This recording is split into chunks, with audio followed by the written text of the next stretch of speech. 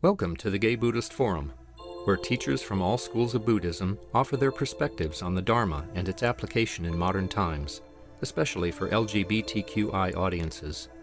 These talks are offered freely to the world and made possible by appreciative listeners. If you would like to support our efforts to share the Dharma with underserved audiences, please visit gaybuddhist.org. There you can donate, find a list of upcoming speakers, or enjoy many hundreds of these recorded talks dating back to 1996.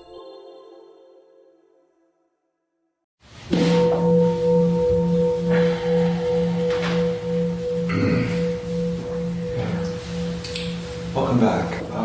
Go around the room and say our names, and then I'll introduce our speaker for today. I'm George. Alex. My name is Henry. Bob. Stefan. I'm Clint. Steve. Matthew. Luis. I'm Brian. Tom. Mark. Rick. Michael. Jack. Hey, Richard. Ricky. Tony. Jim. Welcome everyone, and welcome everyone online too. I have the pleasure of welcoming back Eve Decker, who's been here many times, and I've always enjoyed your time here. Thank you so much. Thank you. Eve Decker has been practicing insight meditation since 1991 and has taught groups, day-longs, and short retreats since 2006, particularly at Spirit Rock, East Bay Meditation Center, and elsewhere in the Bay Area. She's a graduate of UC Berkeley and Spirit Rock's Path of Engagement and Community Dharma Leader training programs, and has been trained in the Komi approach to body-based psychotherapy. Eve is also a singer-songwriter who's combined empowered music and Dharma practice. Her most recent CDs are In Chants of Mindfulness and Compassion and Awakening Joy. The music, find her at evedecker.com. Welcome, Eve. Thank you. Oh, it's really nice to be back here with you all.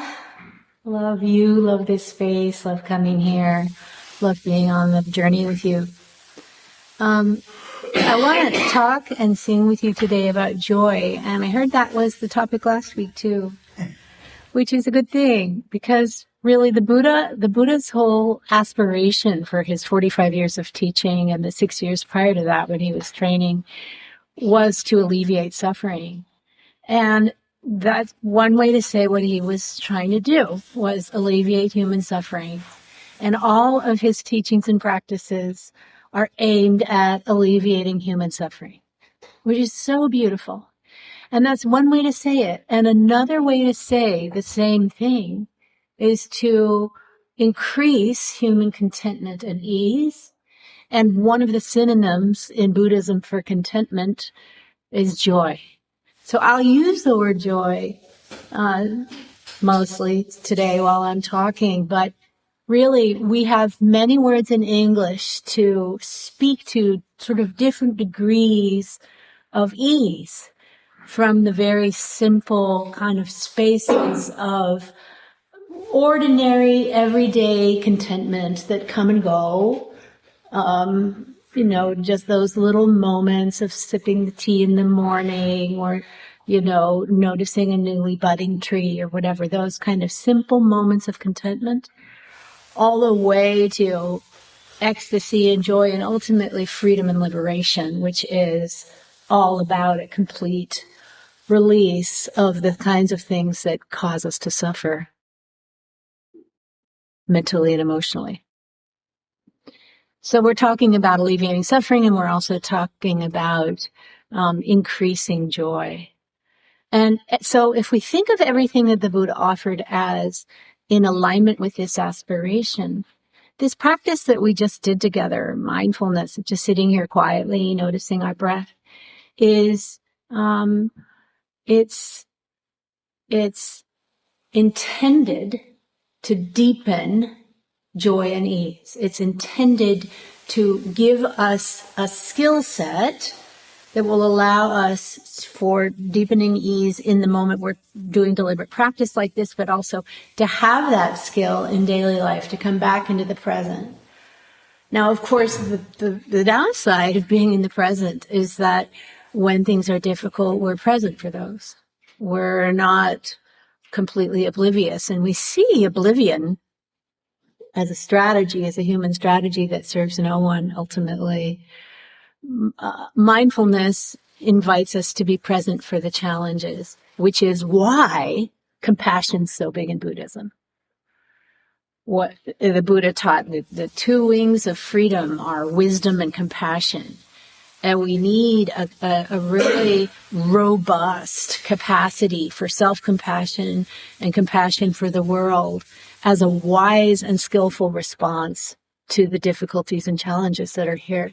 And a lot of Buddhist teaching is about cultivating this beautiful web of compassion. I kind of think of it as, like when an oyster gets sand in it, that hurts the tender flesh inside the oyster, and it slowly cultivates ways of responding to the sand that ultimately create a pearl. And I think of these practices, compassion in particular, but all of them as that creating the pearl around that initial hardship of challenge and suffering and unwanted loss and all the other parts of being human. So compassion is really an important part of being able to be present. And so is joy. Because also here in the present moment, in these passing present moments, are many things that we might miss that are quite miraculous and nourishing. And nourishing is a key word.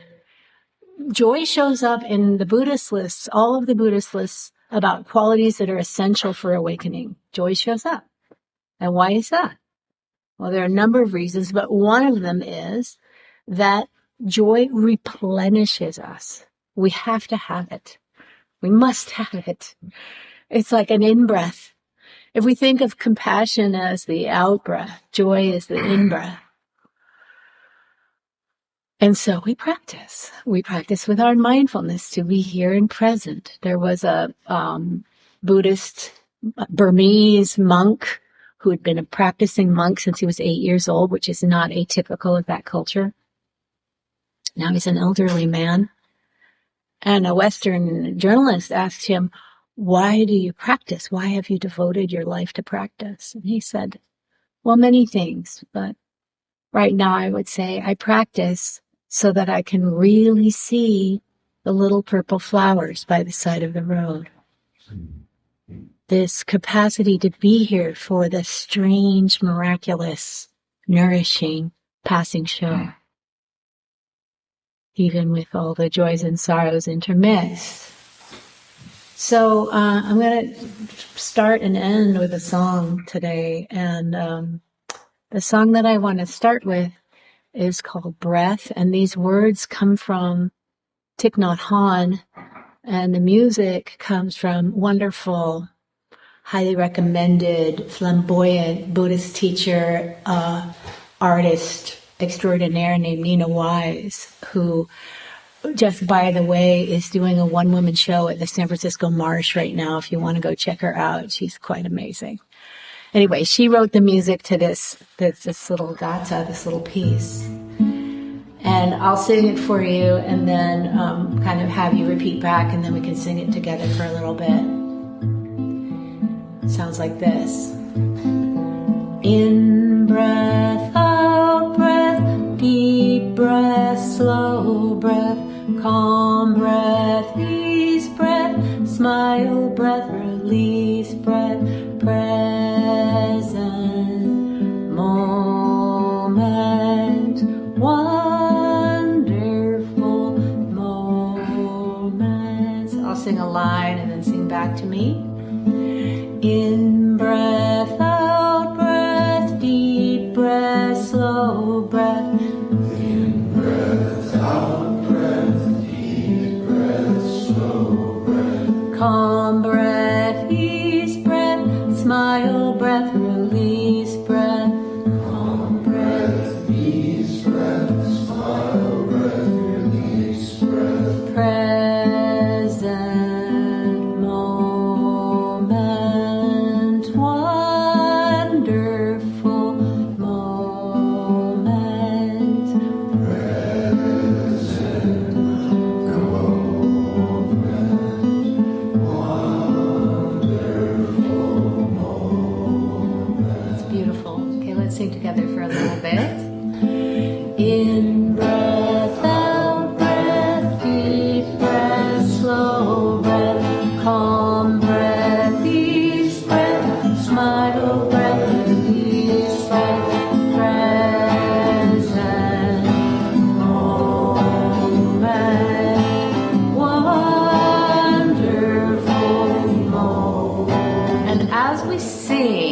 invite that inquiring mind to see if it can find something about the present moment that's wonderful. Perhaps something that would normally go under the radar, but something about the present moment.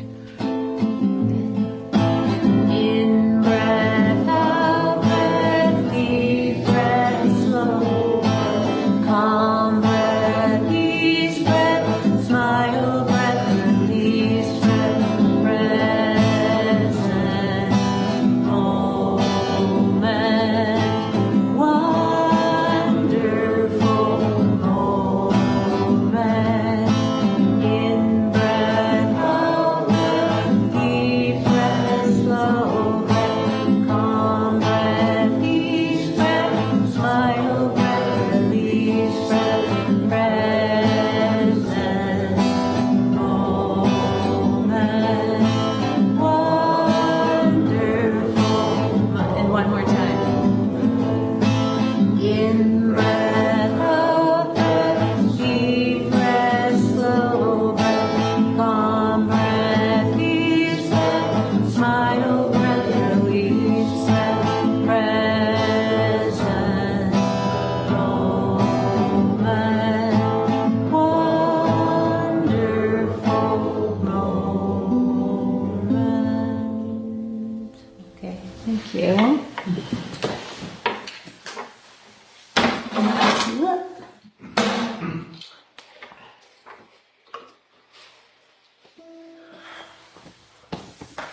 So just like in English, we have all these different words that kind of convey the spectrum of different ways in which ease or joy or delight or the pleasant, the blessings show up for us.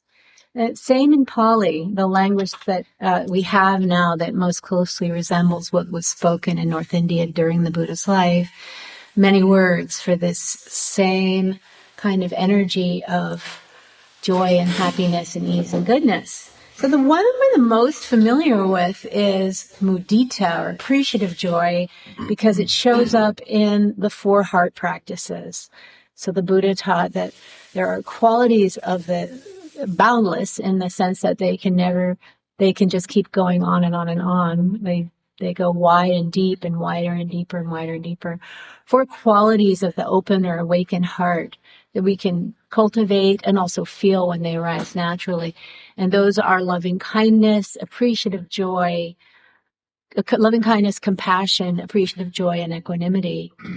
And appreciative joy, mudita, that second one, refers to joy in others' joy.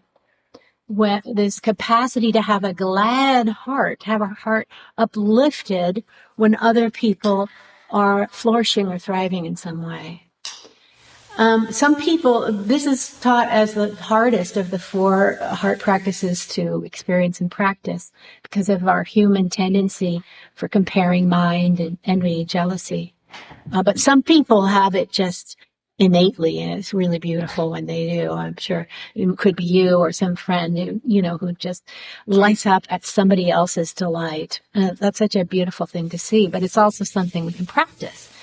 And the teaching is that the proximate cause, or the 2 main proximate causes of appreciative joy, are, of course, seeing another person flourish, starting where it's easiest. So seeing a smiling baby or a wagging dog is often a good place to start, and then building from there.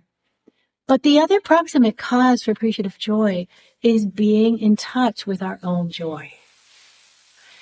And weirdly, we didn't evolve to be naturally in touch with our own joy. We cultivate it, we find pleasure and happiness in various ways and places.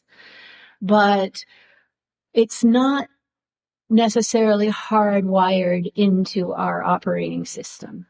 What is hardwired from our ancestors is survival to the best of our ability, including survival of our ego. So what that means is we have this, what we've all heard the term negativity bias, this tendency to kind of be a little bit hypervigilant, be prepared for the worst, kind of remember the hard stuff, that's hardwired into us.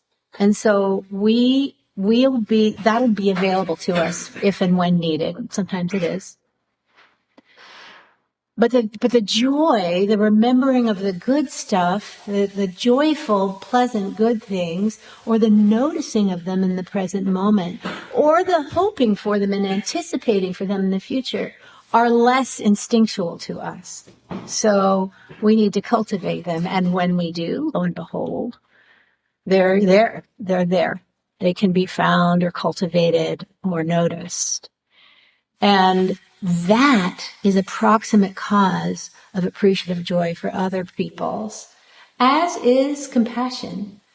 Because when we really see, as Naomi Shihab Nye, Palestinian American poet, said, the size of the cloth of sorrow, we know that it's that a friend's joy is something to really celebrate when it's arising.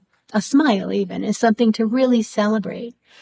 We know it's a moment of peace, of freedom, of ease. So mudita is maybe, appreciative joy is maybe the most familiar word, and another in Pali for joy, and another one that you may have heard is sukha, which means happiness, and it's the opposite of dukkha, which means suffering or unsatisfactoriness. So sukha is another one, just a general sense of happiness and savoring and noticing that when it arises. Another one is piti, transliterated as P-I-T-I, piti, which can mean an intense delight.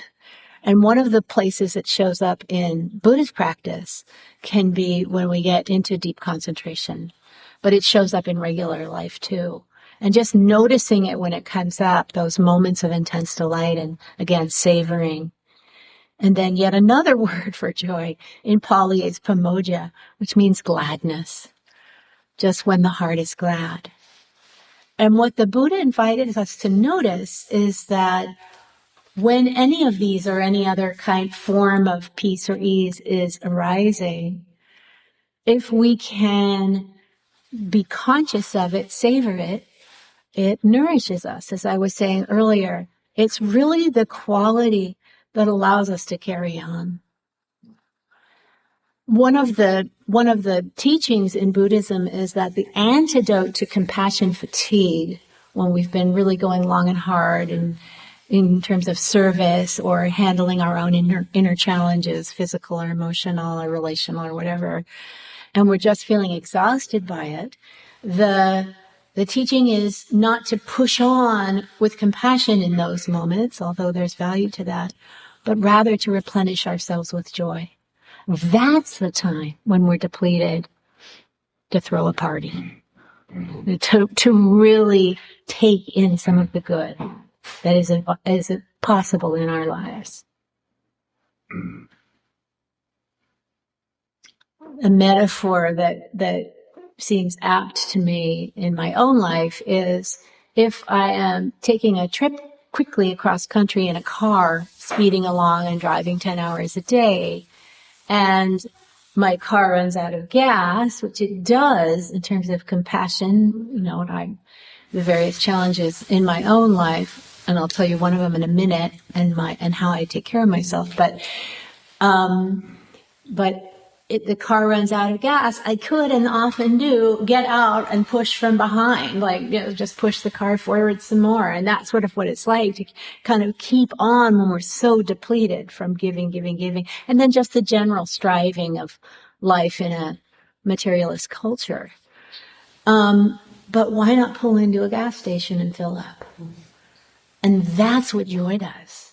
It resupplies our resilience. The story from my own life that some of my friends here know is that my mother is about to turn 90 and has been declining with physical challenges but also dementia for the past few years. But she really begged me and my siblings to age in place, which is really hard to do when someone is losing their, capacities to take care of themselves. So I'm there a lot. She lives up in Sonoma, and I'm there with her a lot. And I know I'm not alone. I know this is a thing for a lot of people. And it's hard, and she kind of needs 24/7 care, and we have caregivers, but my siblings and I are all rolling up our sleeves to the best we can. And I find myself getting out of the car and pushing from the back with my mom a lot. Like, I need something, but she needs something more. So I stay and sit with her some more. And I don't regret that. But I've also learned that I'm of best service to her and my friends and my wife and all the my dog. I'm the best version of myself when I allow myself time for joy. So when I'm spending, a week with my mom, I'll go to a bookstore, I'll go meet a friend for dinner, I'll go take a loop hike behind her house. And she hates that because she wants me to be there 24/7. But that gives me what I need to keep going. And I understand that from a Buddhist perspective, it's the nourishing quality of joy. And I would say if there were only two things that I want to convey and reemphasize for myself in my own practice, it's that joy matters and we need to put it up there on a priority list. Because of the culture, the mainstream culture that we live in, it often falls to the bottom. We have compassionate hearts, so we show up for ourselves and each other. We have to strive and pay the rent and, show up. We have a culture that says we're supposed to keep going and on and never stop. And so joy can fall away. Or we have, beings like I do with my mom who really wish me to be there as much as I can humanly be. And I do that to the best of my capacity, but joy is ultimately a benefit for us all. Sometimes I ask, part of the issue with joy and not bringing it into our lives on a daily basis is that we think of it as selfish. And I had to push against that conditioning a lot. I can be valued for being compassionate, but not necessarily for pursuing joy, although there is meaning in that for sure. So just determined to understand that it's critical not only for myself, but also for others. So sometimes I ask people, I teach an ongoing Wednesday class, and I sometimes ask my group participants, or I just did recently and have once before, if part of the issue for bringing more joy into your life is that it feels selfish, how would it affect your friends and loved ones if you felt more joyful inside? How would it impact them? And for me, we just have more fun. And I would say that fun is sacred. It's not a should or a have to. And if I'm in a place of despair and no joy to be seen, I'm still equally lovable. It's just to move past this sense that joy shouldn't be cultivated, but rather to understand it as a practice. So to see joy as a nourishing practice, and then also just to see it as a practice is the other thing. Because of the negativity bias of the mind, we can go days and weeks and years without encountering a whole lot of it. But if we make it a practice, it can become something that we have daily. And you may already have it daily in your life. I imagine you do. It might be a sip of tea or, your time with your cat or, taking a walk or being in the garden or talking on the phone with a friend. But to lift those up as sacred, those little daily moments of ease and peace, not take them for granted, but rather know any moment I'm holding my wife's hand, that sense of touch is a sacred moment that's nourishing us both. To take it in. I remember learning about forest bathing, which is a Japanese practice that's been going on only for about 100 years. I thought it was some ancient thing. It's not. And the teaching on forest bathing is that you spend time in the forest. It's more elaborate than this, but in essence, you spend time in the forest and you're nourished by the forest. But the caveat is, You're only really nourished if you're there for it. And that's why, again, why mindfulness is so useful for us. It teaches us to be there for it. Jack Kornfield has a thing he says, has been saying often for years in his Dharma talks, which is, there's a sign in Las Vegas that says you must be present to win. It's the same for us.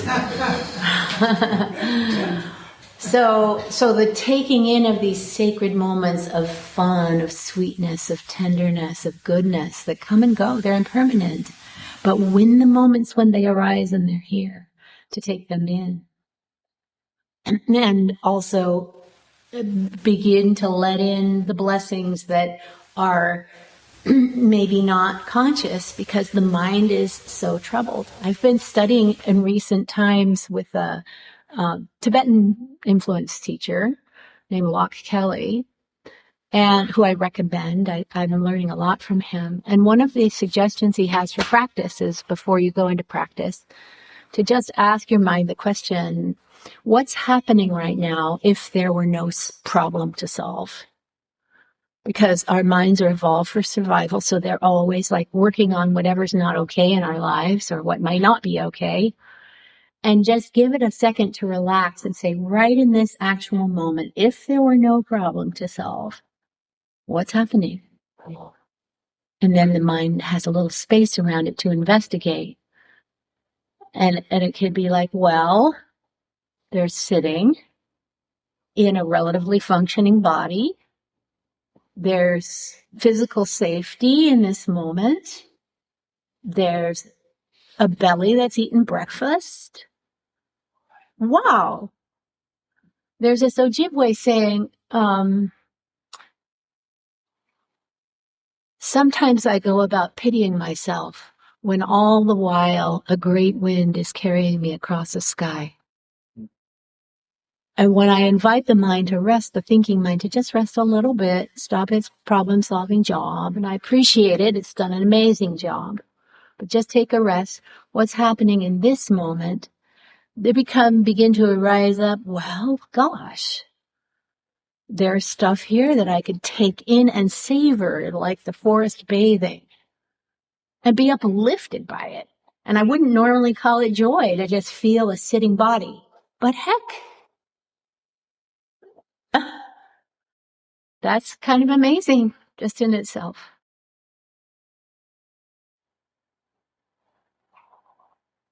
So I want to talk about some different ways to practice joy. So, and I have like 7 of them, and there's way more. But as I mentioned these 7 ideas, 7 types of practice, you can see if any resonate for you, either because they're already in your life or because they sort of appeal to you to bring in as practice. We do have these malleable minds, these neural plasticity, these minds that continue to learn and grow all the days of our life. And the way that we influence them is through practice. So that's why we're all here. That's why I love coming here, because we're all on this similar journey of understanding and seeking peace, clarity. And part of that is practice. So these are some practices.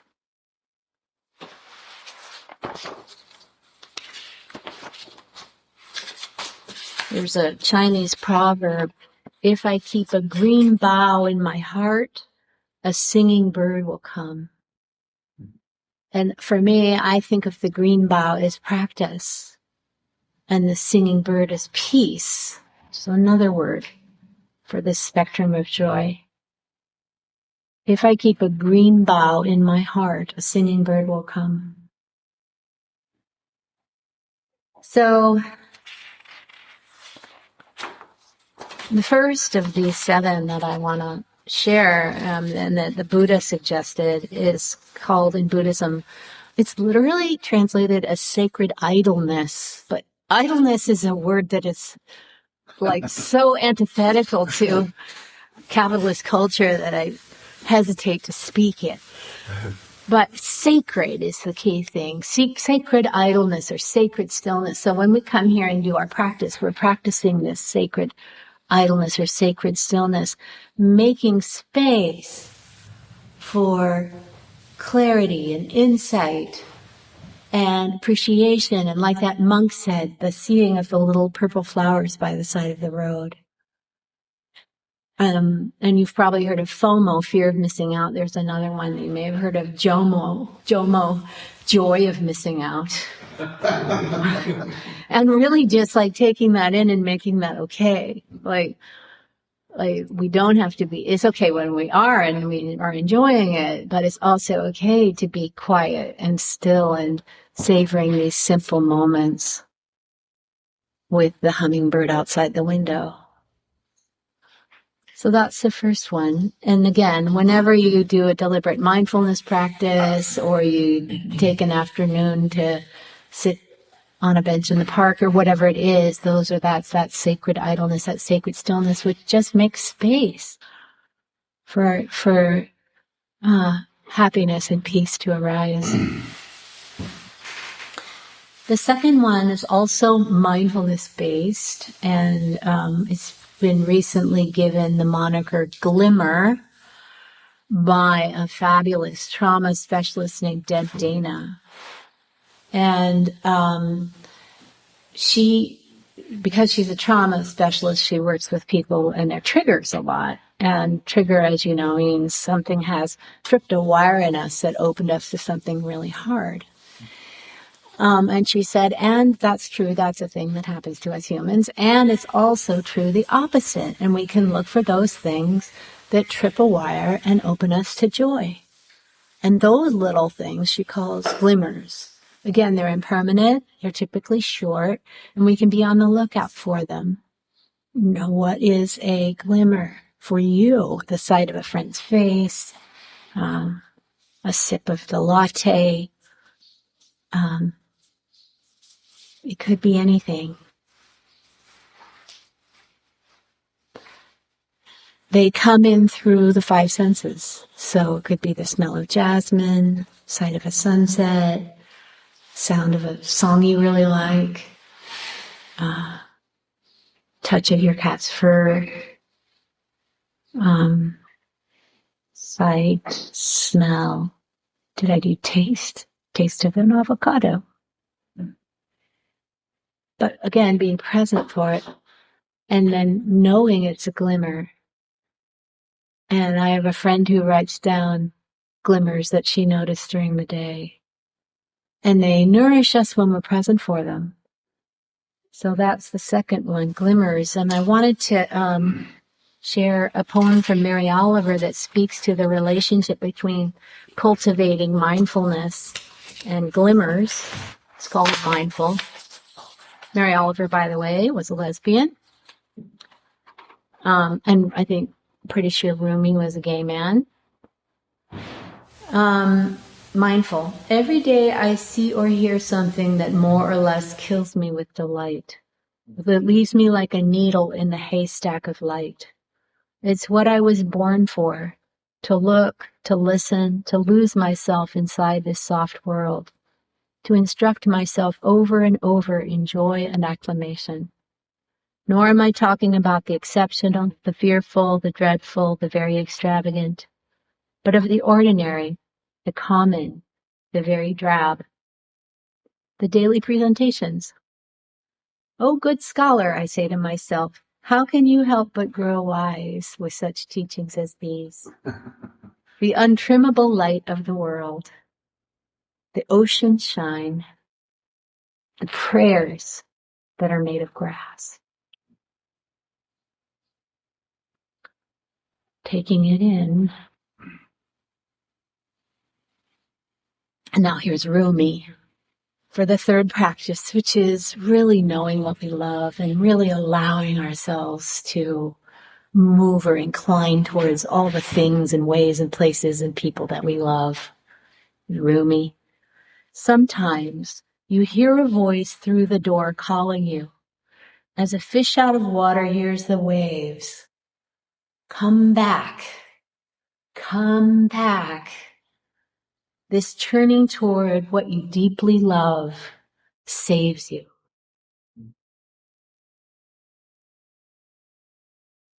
Yeah. I was a theater major in college 40 years ago. And then when I was 23, I got the lead role in a musical here in San Francisco. And then the director was a fascist dictator. So I quit. I quit theater. I quit acting. I said I need more autonomy as an artist. And I became a singer-songwriter instead. And that's what I did with my life. And I'm happy about that. But in this time of my life where I'm finding myself needing to spend the bulk of my free time with my mom, I decided to take an online theater class because I need some joy and because I've been trying to write a book on the heart practices, and I am so admiring of writers. Wow, you guys. It's hard. So I wrote a book, but the draft the editor said, no, you need to kind of make it more personal. So I decided to take a theater class and have personal stories about why I got into Buddhism and why I care so much about alleviating suffering and why I love the heart practices. And so I did this class for 12 weeks, and we just did our performance last week, my first scene in my little play that I'm trying to write that'll go into my book. I could not believe how uplifted I was. It was shocking. I had no idea that this thing I loved 40 years ago was still a tiny flame in my heart that would give me so much energy and hope and nourishment. But it's really true. Just like, what are those things you love? What are they? Or that you even might still love? And incline, as Rumi says, those things that you deeply love save you.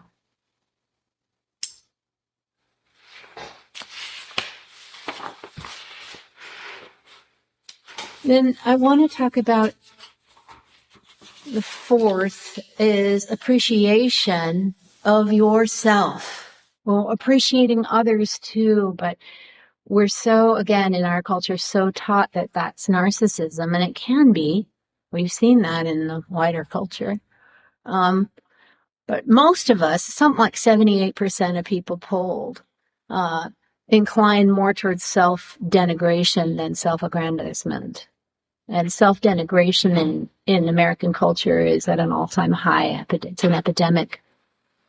So beginning to take in your own goodness, your own fun, your own creativity, your own lovingness, your own perseverance, your own kindness, the ways in which you see your goodness show up, and take it in.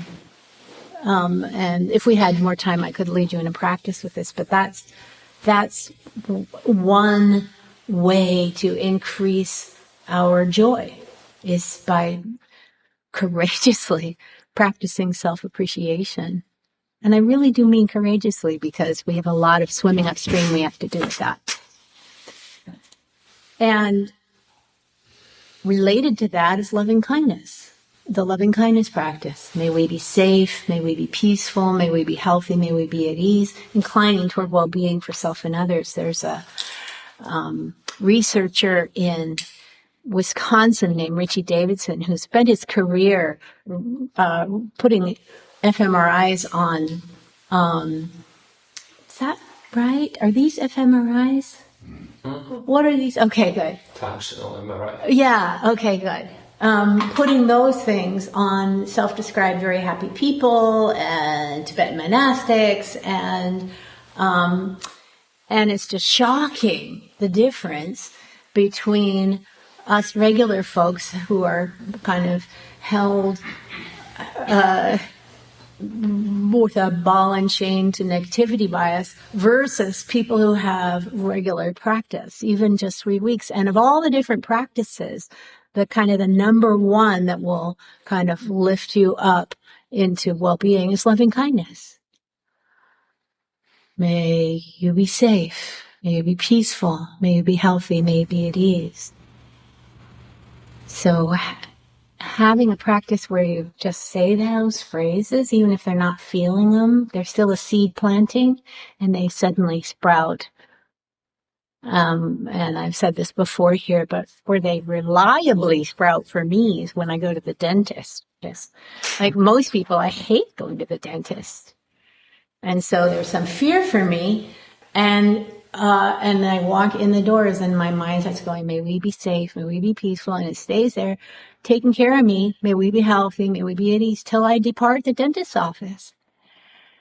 It just happens, but it started when I was sitting on my cushion at home, learning those phrases and saying them over and over again. And then the mind has it as an ally that can lift us up. And I want to mention Sangha, community, the having connection in different ways. There's this German proverb, shared pain is half the pain, shared joy is twice the joy. Mm-hmm.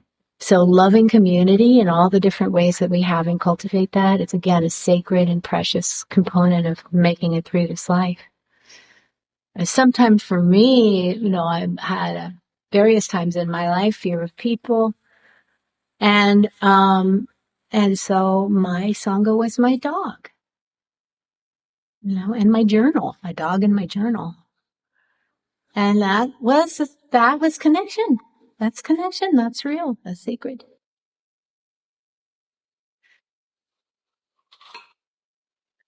And then finally, I want to offer the practice of deliberate gratitude. Brene Brown, the social scientist, did a study, like Richie Davidson, did a study of self-described very happy people, and to a person, they all had a deliberate gratitude practice. And then there's this guy, I forget his name, Robert Emmons, professor at UC Davis, known as the world's leading scientific expert on gratitude. I'm sure he's grateful. Yeah, he said, gratitude journals and other gratitude practice often seem so simple and basic. In our studies, we often have people keep gratitude journals for just 3 weeks, but the results are overwhelming. We've studied thousands of people from ages 8 to 80 and found that people who practice gratitude consistently report a host of benefits. Physical, stronger immune systems, less bothered by aches and pains, lower blood pressure, exercise more and take better care of their health, sleep longer and feel more refreshed upon waking. Psychological, higher levels of positive emotion, more joy and pleasure, more optimism and happiness. Social, more helpful and generous and compassionate, more forgiving and more outgoing. So, I text my sister and she texts me back every night 3 things we're grateful for. And then I also share another gratitude practice. This is, it has a name, holding on to your fingers. I don't seem to have it in front of me. There's a bunch of connections between our fingers and our prefrontal cortex. So just this, the holding of the fingers, is something that they're now having kids do in juvenile detention centers to help them calm down. And if you add things you're grateful to this, you can really I invite you to experiment with it. I started using this when I had a terrible period of years where I would wake up routinely anxious at 3 a.m. And I started doing this practice and adding the gratitude. I'm grateful that I'm safe right now. I'm grateful for this comfortable bed. I'm grateful for this in-breath, just kind of trying to find things. And it actually, the research says that it changes brain electricity location. And it was studied on a whole bunch of nurses in Japan who found it helpful in a similar way to that list for gratitude. So that's just another gratitude practice I can recommend. So texting someone connects you and also keeps you in touch with those glimmers, or this one are both ones that I use constantly. So just some ideas. All right, so I'll close with one more song. This is the chorus of a gospel song as sung by Dorothy Norwood. You can see her singing it wonderfully on YouTube, Dorothy Norwood. But this is just the chorus. And it goes like this. I still have joy. I still have joy. After all the things I've been through, I still have joy. I told it to the mountain and it ran down to the sea. I just can't tell you what this means to me. So I'll do it a few times and I invite you to join me. I still have joy. I still have joy. After all the things I've been through, I still have joy. I told it to the mountain and it ran down to the sea. I just can't tell you what this means to me. I still have joy. I still have joy. After all the things I've been through, I still have joy. I told it to the mountain and it ran down to the sea. I just can't tell you what this means to me. I still have joy. I still have joy. After all the things I've been through, I still have joy. I told it to the mountain and it ran down to the sea. And I just can't tell you what this means. And one more time. I still have joy. I still have joy. After all the things I've been through, I still have joy. I told it to the mountain and it ran down to the sea. And I just can't tell you what this means to me. All right. Thank you so much for your kind attention. Thank you.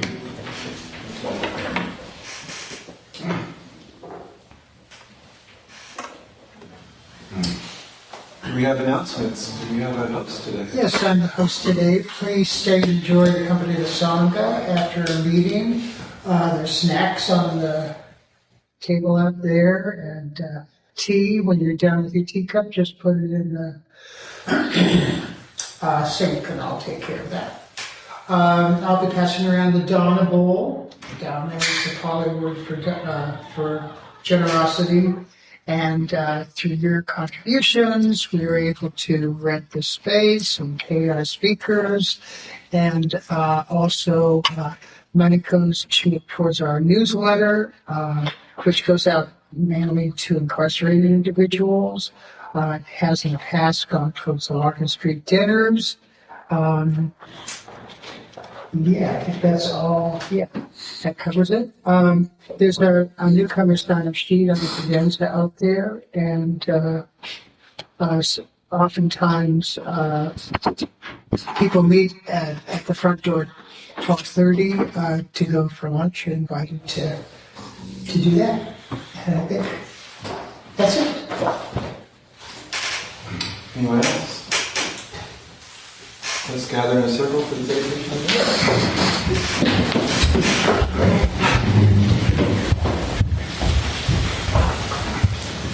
Church.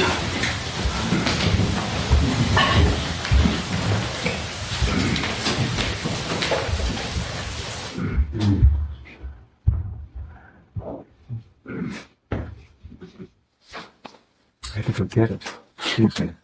By the power and truth of this practice, may all beings have happiness and the causes of happiness and joy.